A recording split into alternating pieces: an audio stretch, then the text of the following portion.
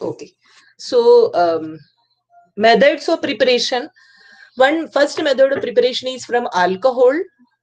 Second method of preparation is from hydrocarbons. Regarding alcohol, uh, first of all, we focus on chlorination. Three chlorinating reagents are there: PCl3, PCl5, and thionyl chloride. Out of the three, thionyl chloride is the most accurate one or most appropriate one. The reason is uh, byproducts formed during the reaction is in gaseous form. Wait, Shashank has joined now only, so I'll note his name first. Okay. So, out of the three, thionyl chloride is the best chlorinating agent. The reason is the first two cases, the byproducts are in liquid form also. But related to thionyl chloride, the byproducts formed are sulfur dioxide and hydrogen chloride gas. And all the two byproducts are in the gaseous state. So, the maximum yield is there. So that's why it is considered as the best chlorinating agent. This we have discussed. Second source is from hydrocarbons. Hydrocarbons, three possible methods are there. Free radical halogenation. We have done bromination and chlorination. And second is by electrophilic substitution reaction. And the last one, Sandmeyer reaction. Sandmeyer reaction, there are two steps. First step is called diazotization reaction. What is diazotization reaction? Primary amine treated with sodium nitrite and hydrogen halide at 0 to 5 degrees Celsius. We get benzene disonium salt. And this benzene disonium salt on treatment with the cuprous halide in presence of hydrogen halide, we get corresponding haloarine. So this is the best method of preparation of haloarine. So that's why this reaction is important, and the name of the reaction is called Sandmeyer reaction. Suppose Sandmeyer reaction is there, write a note on Sandmeyer reaction. You need to specify these two. Diazotization first, then second reaction is formation of haloarine. Okay, so this is very important. Now let us think about the next source of haloalkane, that is from alkene. So I am prepared for three different tools. Let us see. Uh, Hopefully there will be no problem in connectivity. First I will go to one video related to this method of preparation from alkene. Let us see. It is a very short video, only hardly it will take only 4 minutes. Okay.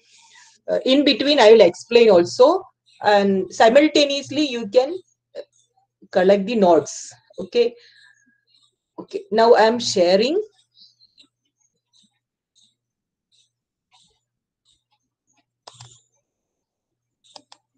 Sharing my screen.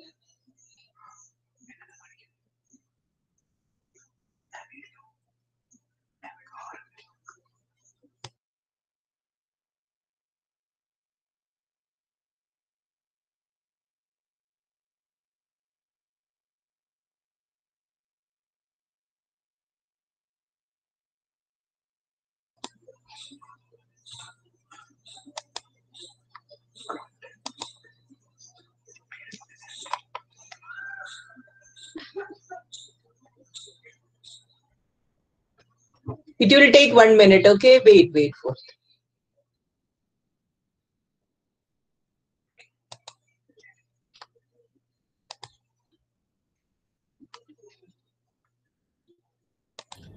Hello everyone. In this video we are going to study how to prepare alkyl halides from alkenes as a starting materials. So in this reaction what we do is we essentially react our alkene with hydrogen. Hardik is here in the class. Hardik.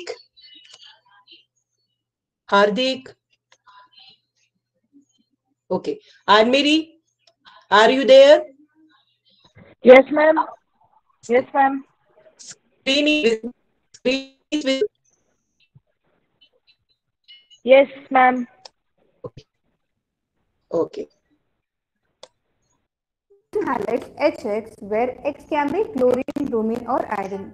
Now this is a typical example of electrophilic addition reaction, and as far as the reactivity of HX is concerned, we already know that HI is the most reactive, followed by HBr, followed by HCl, and HF is the least reactive. We know that the trend is mainly because the HI bond is very weak, such that H plus and I minus. How to prepare alkyl halides from alkenes as a starting materials. So in this reaction, what we do is we essentially react our alkene with hydrogen halides HX, where X can be chlorine, bromine or iodine. So this is the first thing you have to understand under this method of preparation. This is the particular reaction in which alkene is treated with hydrogen halide. Hydrogen halide is what? HX. And instead of X, chlorine will come, bromine or iodine. Okay. So this is the general reaction you can write. How to write the general reaction? First you write propene. Write the reaction propene. Propene is CH3, CH double bond CH2. Okay. Plus, instead of HX, you can write HBr. HBr. This you have to write. Okay. Now, in the last year, we have learned one rule regarding addition reaction. That is Markovnikov's rule. What is Markovnikov's rule? When anyone can say what is Markovnikov's rule? Anyone. Unmute your mic and you can say the statement. What is Markovnikov's rule? If anyone can say, most welcome. Say anyone.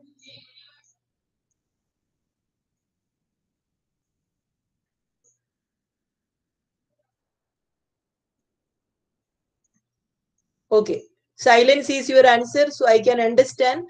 So listen very carefully. When an unsymmetrical reagent is added to an unsymmetrical alkene, negative part of the addendum goes to the carbon with the least number of hydrogen atom. This is called the Markovnikov's rule. Okay. If you forgot the statement, write it again. Okay. I will tell again, then you have to write it. When an unsymmetrical reagent, unsymmetrical alkene means what? Alkene in which the two sides of the double bond has difference in number of carbon atom, like propene. Propene CH3CH double bond CH2. So that means one side of double bond has one carbon atom, other side there are two carbon atoms.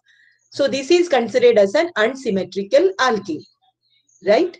So when an unsymmetrical alkene is treated with unsymmetrical reagent, again it is same HX. HX, when we have when we break the bond, one side of the bond there is hydrogen atom, other side halogen. Both are different. Okay, so it is also an unsymmetrical reagent. When an unsymmetrical alkene treated with unsymmetrical reagent, negative part of the addendum. So here addendum means added reagent. Which is the added reagent? HX. Okay, HX. In this case, it is HBr, added reagent. Negative part of the addendum means when we compare the electronegativity of hydrogen and bromine, which is more electronegative? Bromine. So that is negative part. So negative part of the addendum goes to the carbon with the least number of hydrogen atom, forms major product. So that means there are two products formed during the reaction if it is an unsymmetrical alkene. One is major product, another is minor product. Major product is the one which follows Markovnikov's rule. I hope it is clear to you. Now you can write the two possible products. Okay. I will tell you the product later. I will give 1 minute for you. All of you start writing both the product during the addition of propene with the HBr. CH3, CH double bond CH2 plus HBr. Write down the names of two products, one major product and one minor product. Do it quickly. And if you completed before me, you can say the answer.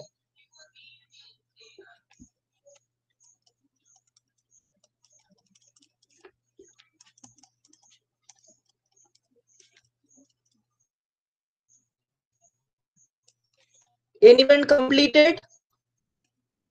Yes, ma'am. Okay, Completed, Hardik, ma'am. am I right? किसने बोला है? गोविंद? शशांक. किसने? Completed. अच्छा शशांक, तुम बताओ, answer बताओ. कौन है? Complete. Okay. First, Shashank, say the answer. CH3, CHVR, CH3. Very good. Okay, this is formed as the major product.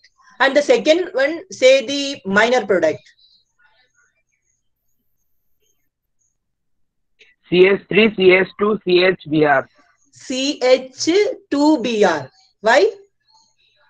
Why? Because, carbon has 4 valence. Yes, correct. So, these are the products formed. One major product and one minor product. So, this is in the case of an unsymmetrical alkene. Is it correct? The rest of the students done it now. So, now we will come back to the video. Okay. So, this is very important. That's why I interfered in between. Okay. Now, this is a typical example of electrophilic addition reaction. And as far as the reactivity of HX is concerned, we already know that HI is the most reactive, followed by HBr, followed by HCl, and HF is the least. Anyone can say why the reactivity is in this order. HI is the highest reactive reagent and the HF is the least reactive reagent. Anyone? Reactivity is coming in this order. No, because last class we have discussed better this one. This point we have discussed. Anyone? Electronegativity. Because atomic size of iodine is greater than Iodine fluorine. atom. Bond length. Very good. Correct. किसने बोला था? Ma'am atomic size. दो बच्चों की आवाज. एक मैंने identify. Ma'am atomic size मैंने बोला. Atomic size. कौन बोला था? नाम बोलो. मंजुल. अरे नाम बोलो. मंजुल बोला था और मेरी शायद साथ में बोली थी. मैम. Yes ma'am. सही. Okay, very good. So along the halogen from top to bottom, size of the atom increases. You know that. That means when we compare the size of fluorine and iodine, which is larger in size, iodine. So as the size is large, size is increasing. So the bond length will also increasing. Bond length increasing means what? Bond strength decreases. So the cleavage of bond will be easy. That's why HI is most reactive and HF is the least reactive. Okay. So these are conceptual questionings. Okay. So try to understand this way. The question will be twisted. Be prepared for that. Okay. We know that the trend is mainly because the HI bond is very weak, such that H plus and I minus can be easily obtained by breaking this particular bond. Let's take an example here. Here we have an alkene, and when HX adds to this particular alkene, we get a final alkyl halide which looks like something like this. So this is also an example of a regioselective reaction. That means we get products as major and in minor quantities. Now the major product that is obtained will always follow the Markovnikov's rule of addition. So let's try to understand this particular reaction mechanism using an example. So in this example, we have taken propane as a starting material and we are reacting it with HI. So in the presence of HI, the double bond shifts in such a way that you can have two possible arrangements. That is, in one shifting, you can have the positive charge on this particular carbon atom, or you can have positive charge on this particular carbon atom. Now, when H plus adds to this particular structure, we can see that intermediate is formed, which is a secondary carbocation in this case and a primary carbocation in this particular case. We're all very well aware that a secondary carbocation is much more stable as compared to a primary carbocation, and in the next step when I minus adds across this, the final product or the product obtained in major quantity will look something like this, which is CH3, CHI, CH3, which is nothing but a Markovnikov product. As you can see, the halogen atom that is being added is added to that carbon atom of the double bond which has less number of hydrogen atom, and hence this is a Markovnikov product. So the minor quantity obtained by adding I minus to this particular primary carbocation will be the minor product here. I hope you are very clear on the mechanism of addition of HX across the double bond. Now there is also another way in which alkyl halides can be prepared from alkenes by adding halogens across the double bond. So in this case, you can see that when bromine. So this is all about the first part. That means from alkenes, this is the first point over. What is the first point? Addition of HX on alkene. So here we have discussed all Markovnikovs and all. And next point regarding the same topic is addition of halogens. That means haloalkane can be prepared from alkene by the addition of halogens. Okay, by the addition of halogens. And here in this particular reaction, you can see this product formed. VIC means what? Vicinal dibromide. Okay, so this is the method for the preparation of vicinal dihalides. Here bromine is there, that's why here we get a bromide. And instead of bromine, chlorine can be also possible. And here a catalyst is there or a medium is there that you have to take care. And the medium is carbon tetrachloride. Bromine in presence of carbon tetrachloride. This is important. Okay. So now let us see this additional halogen. Okay. Yes.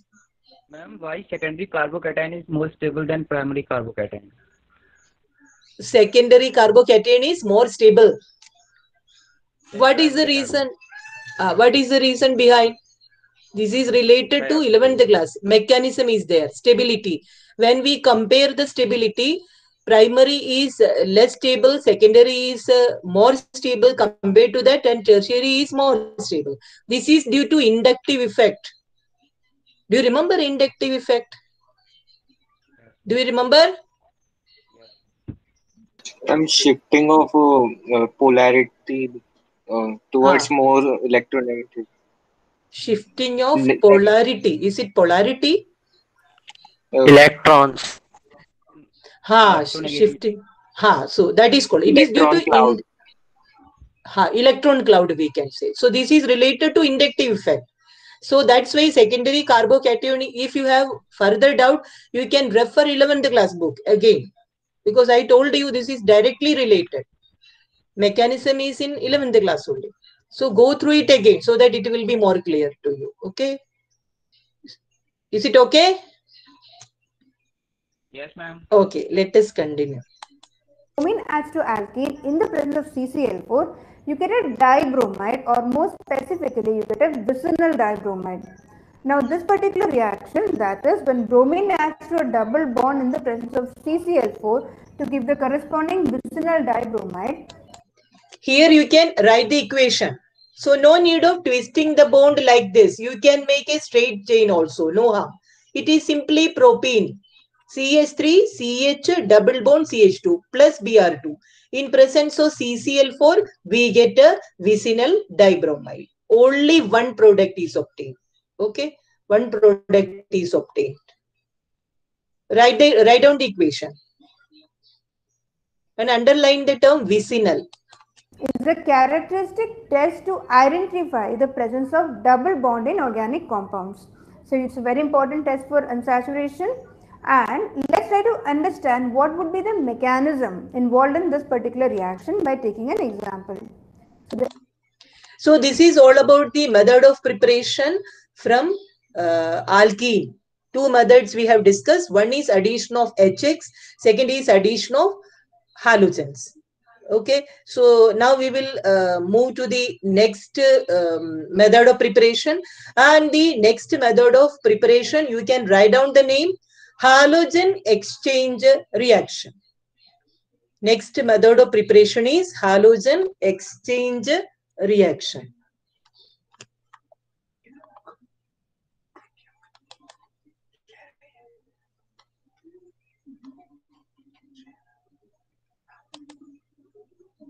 Woo! Adapted mind math! Come explore the site with me. I'm in first grade, so... Hello everyone. Is the screen has changed? Someone needs to respond so that I will continue. Yes. Okay. Yes, ma'am. Okay. This is called a halogen exchange reaction. This method is very, very important. Why is it important? Because this particular topic has two name reaction. First reaction is called the Finkelstein reaction. Second reaction is called the Schwartz reaction. Name reaction. Moreover, this particular topic we will discuss method of preparation specifically for one particular type of haloalkane, that is iodoalkane. And second is second name reaction, Schwartz reaction. There we have to prepare specifically fluoroalkane. So because of this, this topic is very, very important. Okay, listen very carefully. If you wish, I will give the notes of these two name reaction after the video. Okay.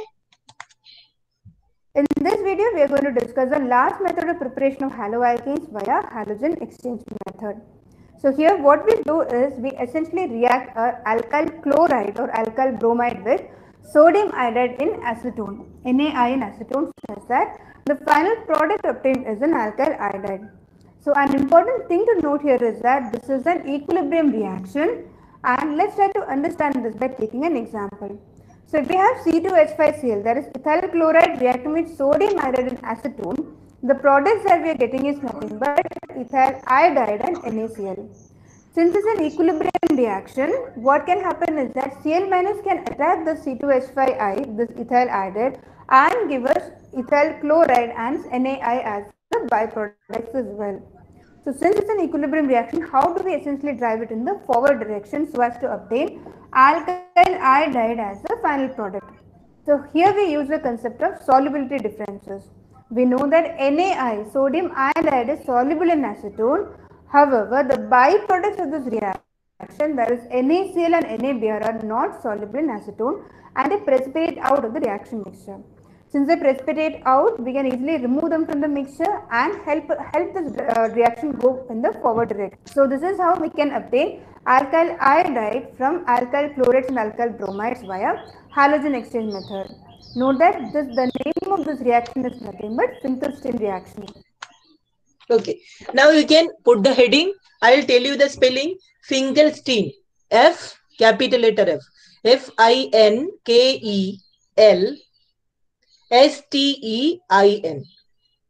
Finkelstein reaction. Okay.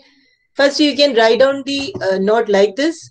In bracket, you can write specifically for the preparation of iodoalkanes. Specifically for the preparation of iodoalkane. Okay. Now, I will give you the notes of this particular reaction. Before that, I will tell you something regarding the same. Even though the explanation already over, I will tell you, this is the example we have discussed so far. Chloroethane. So, instead of chloroethane, we can take bromoethane even. Because here it is mentioned RX. RX means X may be chlorine, may be bromine. So, C2H5Cl or C2H5Br comes. And NaI is also there. That is the reagent. RX is the substrate. NaI is the reagent. Needs to remember this terminology in organic reaction. The main reactant is called the substrate and the second reactant is called the reagent, which provide the atom during the reaction. Okay, so this symbol means that it is a reversible reaction. According to Le Chatelier principle, for a reaction at equilibrium, okay, when we change any particular properties like concentration of the reactant, temperature or pressure, the system adjusts itself to cancel the effect of that change. This is called a Le Chatelier principle. And here application of Le Chatelier principle is there. So what is that principle? Here we are using a solvent. What is the name of the solvent? Acetone. See that reagent along with the one particular solvent, acetone. What is the role of acetone here?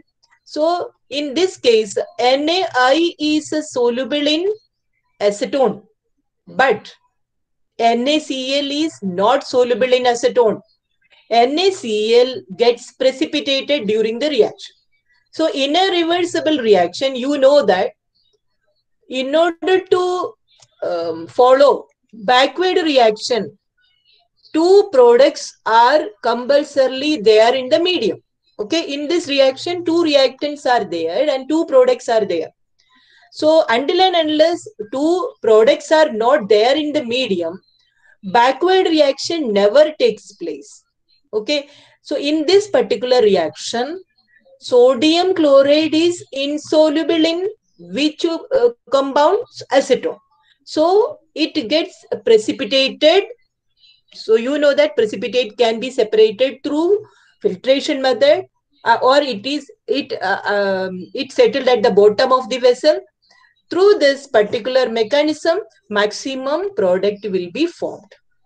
Okay, so this is also according to Le Chatelier principle. In order to improve the yield of the product, we need to stop reversible reaction. So here the role of acetone is stop the backward reaction. How? Because product formed during the reaction is one of the product, byproduct formed during the reaction is insoluble in acetone. That gets removed in the form of a precipitate. That's why we get a maximum product. Okay. Now in one sentence we can write Finkelstein reaction. You can write alkyl chlorides or bromides. You can note it down. Alkyl chlorides or bromides. Alkyl chlorides or bromides react with the sodium iodide in presence of dry acetone. Underline the term dry. Okay. If the word dry is not there, then again it will affect the yield of the product, because you know that sodium chloride is highly soluble in water. So if moisture is associated with acetone, again it will affect the yield of the product. Okay, so that's why dry acetone is very important. Alkyl chlorides or bromides react with the sodium iodide in presence of dry acetone. Results alkyl iodides. Okay, now write the two equations. First general equation and second specific equation. So this is regarding Finkelstein reaction. So I will give 1 minute to complete the equation. Do it.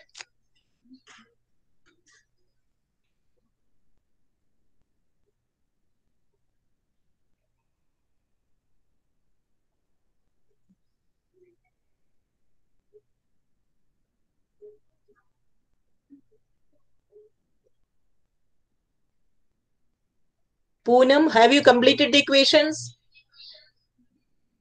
Poonam? Yes. Both the equations? Yes, ma'am. Okay. So I think I have to go to the next topic.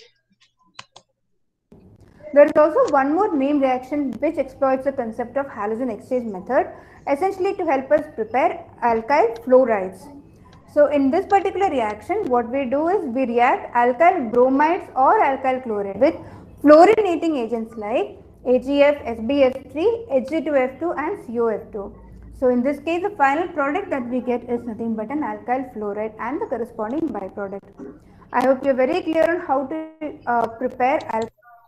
So this is the second reaction, and the name of the reaction is Schwarz reaction. It is already there in the slide. You can write Schwarz reaction in bracket. You can write specifically for the method of preparation of alkyl fluorides or fluoroalkanes.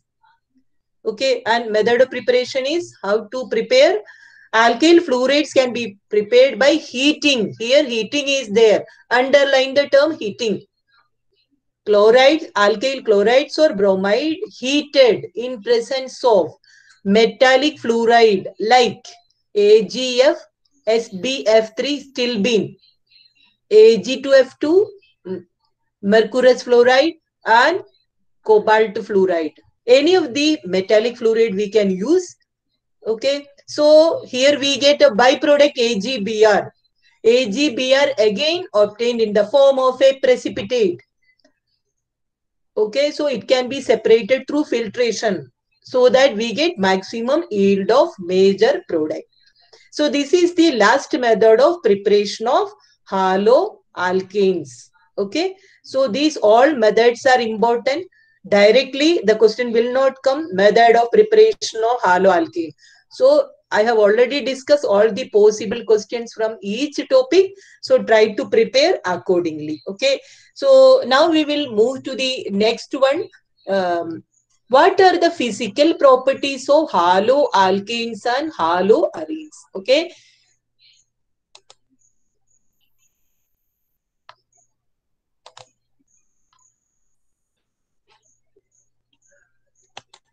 Hello everyone. In this video, we are going to discuss the various physical properties of haloalkanes. I hope the screen has changed and it is visible to all the participants. Yes, ma'am. Okay, so let us continue. Govin, very good. Let us continue. You can put the heading physical properties. Okay, listen very carefully. It is so 5 minutes video, only 5 minutes. Listen carefully and afterwards I will tell you abstract of the topic. Okay. Haloarenes. So let's begin with boiling point. As you can see here, the CH bond is polar in nature because of the difference in electronegativity between carbon atom and halogen atom. Now, due to this difference in polarity of CH bond and higher molecular mass of halogen atoms, haloalkanes have very strong intermolecular force of attraction, predominantly dipole-dipole interaction and van der Waals force of attraction. So based on this, we can easily see that the trend or the order of boiling point would be Ri greater than Rbr greater than Rcl greater than Rf. So essentially, boiling point increases with increase in molecular mass and size of halogen atom, and if you have isomeric haloalkanes, in that case, with increase in branching, boiling point decreases, as was discussed in the previous chapter. So among all the physical property, focus on this particular property. It is related to what force, which are the type of forces exist in haloalkanes. Okay, so here we can frame this question like this. I will give one conceptual question. You can write this. Okay, which has more boiling point? Which has more boiling point? Alkyl iodide. No, question is not completed. Bromopropane or 2-bromopropane. Bromopropane or 2-bromopropane.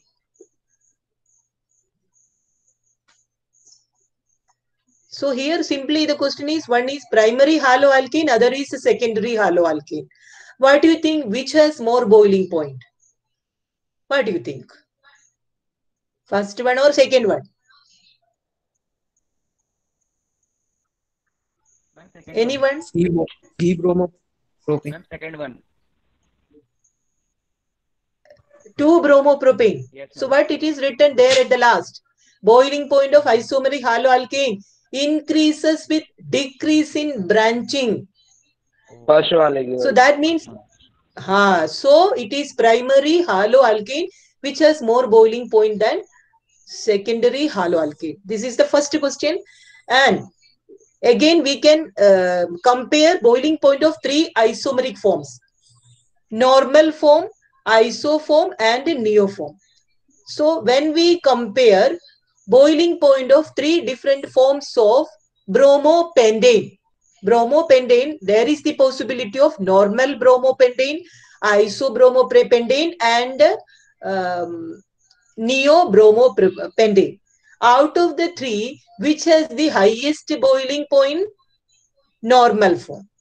Because normal form, straight chain structure is there, so there is no branching. So that's why it has high boiling point. And the least boiling point is of neoform, because it has two branches. So this is one conceptual question you can prepare from this particular video. Okay, particular slide we can say. Okay, so this is all about first physical property. So we will continue in the next class. Okay, so I will stop it here and I am stop sharing. I am coming back.